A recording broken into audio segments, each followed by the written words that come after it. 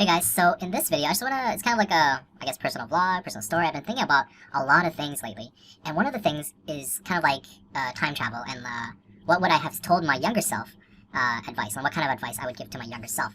And this was kind of prompted because I was watching this Korean drama called Hello Me. So in this drama, this old 45-year-old woman, right, she gets visited.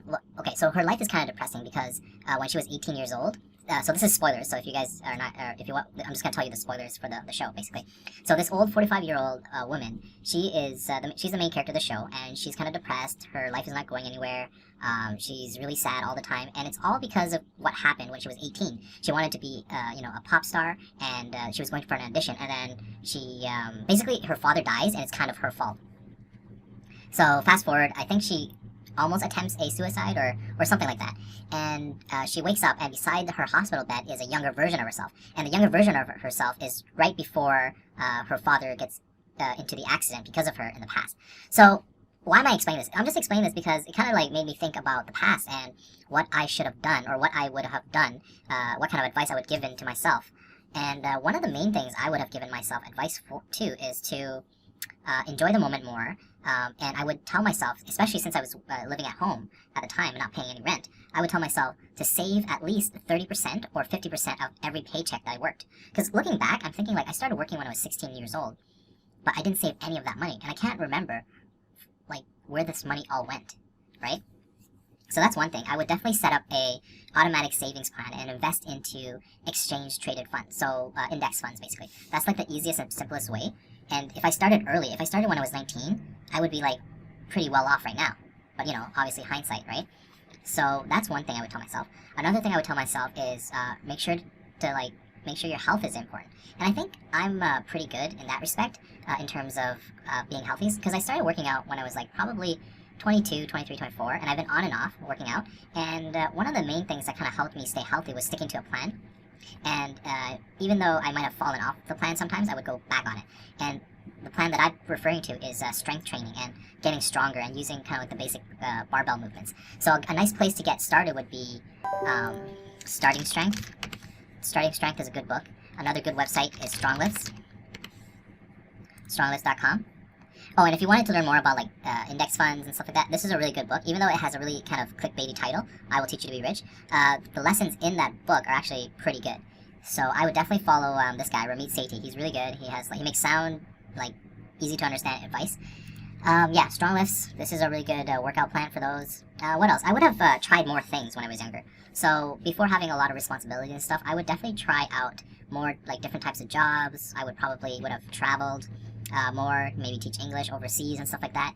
So for those young people out there, take from me is that there are ways to get rich quick, but it's very rare. And always make sure if you're going to be investing into like a business or something that you do your due diligence and don't just hope that the business will succeed. So for example, I invested in payphones when I was like, I think 26 or 25. Like this was years ago. And this was when I think this is when cell phones had already come out, and I didn't understand, like, it was a bad investment, because basically, how the payphone kind of business works was you pay a company money for those payphones, and then they set you up and everything, and you pay Bell, like, a monthly fee, and those payphones, you had to go and collect the money. So think of like a coin laundry place, right? So kind of like that, but for payphones. Now the thing is, like, cell phones were coming out, so why did I invest in payphones when cell phones were going to take over? Again, I was young, I had extra money, didn't know where to spend it, spent it on those. And I think I spent like at least $4,000 or $6,000 on 2 payphones and didn't make even like half of that money back. One good thing was that I did sell the payphones back to the company, but I sold them at a loss. But I figured I'd sell it at a loss than actually lose the money that I invested. I still lost some money, a couple thousand. Another thing is investing into, so I bought a website a couple of years ago, and I had extra money due to some very good lucky investments. But I bought a website, and I thought it was going to be easy, money's going to come in. It was an authority website, so basically it was a website on Google, and it had a good search engine optimization, and it was getting a lot of clicks, getting a lot of links. But the topic itself was very boring and very dry, and I was getting money from Amazon Associates, Amazon affiliate links. And the thing is, though, when you don't control the where the traffic is coming from, you're at the mercy of Google.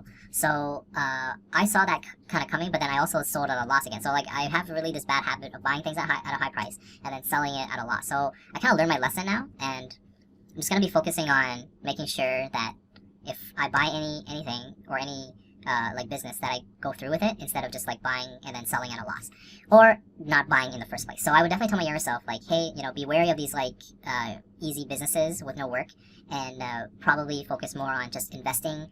Automate your investments so that when you have a paycheck, it all automatically comes out of your bank account. You don't even see it. You don't even touch it. You just know that it's going somewhere.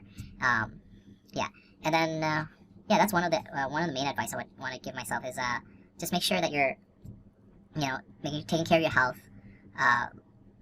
In terms of relationships, make sure you're always kind of have a good relationship with your family, because like the small minor things that you argue about, if you think about it, like if the matter is not something that you're going to remember a year from now, then it doesn't seem to be a bit of a big deal.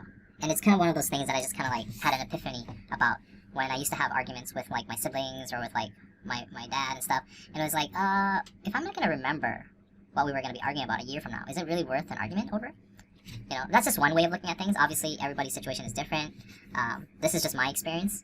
And yeah, this is kind of like a rambling video, my daily, weekly video for you guys. So, if you want to support me, click on the links below, like the video, subscribe. Thanks a lot.